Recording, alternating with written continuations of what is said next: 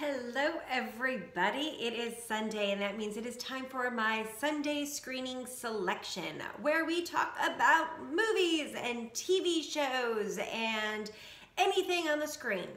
Today we are talking about A Star is Born, and this one I will tell you I did not want to see it at first.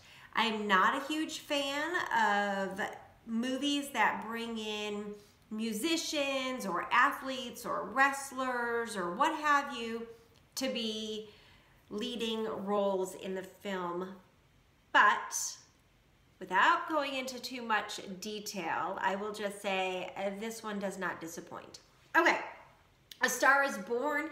It was based, this is the 2018 film that I'm talking about. It is based on the screenplay from 1976, which was written by John Gregory Dunn and Joanne Didion and Frank Pearson. That film starred Barbra Streisand and Christopher Christopherson, I do believe. And that was based on the 1954 screenplay by Moss Hart, all of which were based on the story by William Wellman and Robert Carson. Okay. So that's the little history of the screenplay or of the story.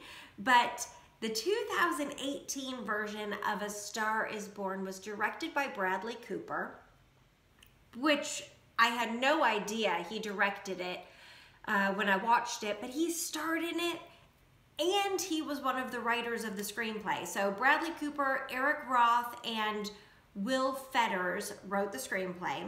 Bradley Cooper directed, and he also starred in it. So it was Bradley Cooper and Lady Gaga. And then the gentleman playing Bradley Cooper's brother is Sam Elliott, who I have always thought was a phenomenal actor. So it had a great cast. Okay, with the preconception that I was not excited about Lady Gaga, not because I don't think she is a phenomenal performer. I love her music. She is a true performer and huge and beyond life on stage. But again, I'm not a huge fan when musicians or singers, athletes, when they're thrown into acting roles and they don't have a background in acting. Now, I don't know what her background is, but we will get to her performance in a little bit. Okay, so I looked at this film in terms of the writing, the cinematography, the story, the acting, and the singing, because that is a huge part of this film. All of it blew me away. It blew me away. And when I looked at the awards, the Academy Awards that it was up for, that it was nominated for, which were Best Achievement in Sound Mixing, Best Motion Picture of the Year, Best Performance by an Actor in a Leading Role, which was Bradley Cooper. Best Performance by an Actress in a Leading Role, Lady Gaga. Best Performance by an Actor in a Supporting Role, Sam Elliott. And Best Adapted Screenplay. And last but not least, Best Achievement in Cinematography. Now, those were all just nominations. But it also did win an award, and this is for the 2019 Oscar for Best Achievement in Music written for motion pictures and the original song. So all of those, it was up for nomination, and it did win Best Achievement in Music written for a motion picture original song, which was amazing. Which, if you watched the Academy Awards this year, you actually got to see Bradley Cooper and Lady Gaga sing that song. They were, I don't know, the chemistry between the two of them on stage while they sang that song was just captivating. Which is why I ended up watching the movie, because I did not watch the movie before the Academy Awards. All right, so let's talk about the movie. Storyline is this. Seasoned musician Jackson Maine, played by Bradley Cooper, discovers and falls in love with struggling artist Allie, played by Lady Gaga. She has just about giving up on her dream to make it big as a singer until Jax coaxes her into the spotlight. But even as Allie's career takes off, the personal side of their relationship is breaking down as Jack fights an ongoing battle with his own internal demons. Ooh. So there is more to this film than just music. There is more to this film than just the performances on stage, which I knew that Lady Gaga would blow those away. Didn't know about Bradley Cooper, had no idea he could sing, but he did sing his own stuff. He was not lip syncing in this film, so that's pretty amazing.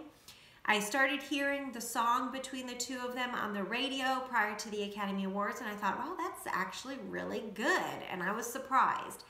And then I saw the Academy Awards, and I saw that Lady Gaga's song won, and I saw how many awards they were up for, and I was so impressed. After seeing the performance between Bradley Cooper and Lady Gaga on the Academy Awards show, I was convinced I had to see the movie. Again, I didn't know what to expect from this movie, and honestly, I didn't expect much.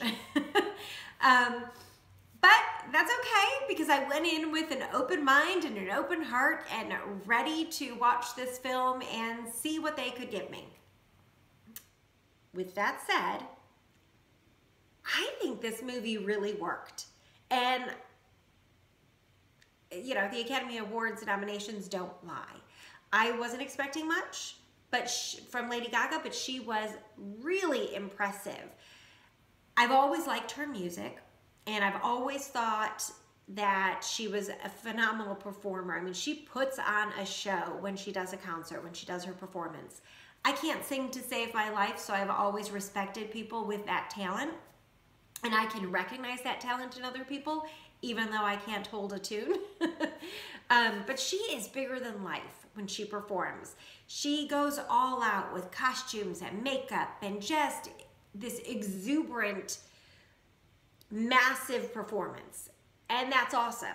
But I didn't think that that would really relate well to the film. And I was worried how they were going to bring this bigger than life performance down to life size, down to the right appropriate size for the big screen. Or the little screen, since I saw it on my TV. So, when I saw A Star is Born, and watching her act in her performance was like seeing her for the first time. She was raw and open and emotional and truly beautiful. Her talent not only extends to her performance as an artist, as a singer, but she has a natural talent for acting. A true to life, beautiful, natural talent. And I don't say that very often when it comes to musicians or athletes that try to be actors, that just decide one day, oh, I want to be in a movie, or I'm going to be on TV. But Lady Gaga was a wonder in this film. She was so easy and natural and believable, which even some seasoned actors don't always completely take you away in a film. You know, there's always that, oh yeah, that's so-and-so, or I'm watching so-and-so perform such and such. With Lady Gaga in this film, I forgot I was watching Lady Gaga, which was awesome. Okay, Bradley Cooper. Let's go to him because I have always enjoyed watching Bradley Cooper. And he gave 110% in this film. He gave more because honestly, he wrote, directed, and starred in it. So I don't even know that 110% is accurate. It went far beyond that. His performance was raw and natural and completely heartbreaking. I'm not gonna lie, I cried. How could you not? If you didn't cry when you were watching his last scene, then you clearly don't have a heart. I mean, it was honest. It was a truly honest performance, and he put everything into it. No holds bars. He put himself out there, and that was beautiful. Okay, Sam Elliott. He played Bradley Cooper's brother, older brother, and I didn't get that connection right away. I didn't realize they were supposed to be family in the film right away, and it wasn't until later on in the film when one of them referenced the fact that they were brothers or something like that, that I actually got that connection. I think Sam Elliott was more closely related to like a father figure, and maybe that's because they lost their father. I don't know. He seemed more of a father figure than he did a brother figure, and maybe it's just the age difference that made me feel that way, but I've loved him as an actor since, God, I don't even remember. He was in Tombstone, The Big Lebowski. I've loved him in everything I've seen. Most recently, the TV show The Range with Ashton Kutcher. He's great. He's a very natural actor, and he's got this character look about him. You always know you're watching him. Whereas with Bradley Cooper, he just transformed into this other character. Maybe it's the facial hair, it's the way he held himself, the voice change. With Sam Elliott, you know you're watching Sam Elliott. He gives a good performance no matter what he's in, but he always looks like Sam Elliott. All right, so my favorite quotes in this, and I have 3 of them. My favorite quotes are this. The first one is Jackson Maine, who Bradley Cooper played. Unless you get out there and try to do it, you'll never know. That's just the truth. If there's one reason we're supposed to be here, it's to say something, so people want to hear it. So you gotta grab it, and you don't apologize. You don't worry about why they're listening or how long they're gonna be listening for. You just tell them what you wanna say. Okay. Great quote, right? And it applies really well to the fact that he is talking to her about her music and her career and just getting out there, and don't care how long your career is going to last. Just say what you got to say and do it. But it applies to life in general, because there are so many times we stop ourselves from doing what we want to do or trying what we really want and following our passion, because we're worried that we won't succeed. We're worried that people won't listen or people won't like it or whatever else we're telling ourselves. But the truth of the matter is that unless you get out there and try it, you are never going to know if you could succeed at it. So what he says in this film is so true. So if you have a dream, if you have a passion, get out there and just do it. It's like me with my books. I could sit here and say, oh, well, what if nobody else wants to ever read my books? What if they don't sell? What if I never succeed? And then I stop myself from writing them, even though that's my passion. Or I could just do it and publish them and find out, because that's the only way I'm gonna ever know. And it's the only way you ever realize your dreams, your passions, you meet those goals that you have, is just by doing it. So I love that quote. All right, my second quote is Noodles.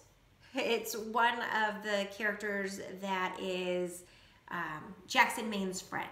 And he says, you know, it's like, I don't know, you float out. Float out at sea, then one day you find a port. Say, I'm gonna stay here for a few days. Few days, comes a few years, then you forget where you're going in the first place. Then you realize you don't really give a about where you was going, because you like where you at. Okay, I didn't sound so smooth when I said that, but he did.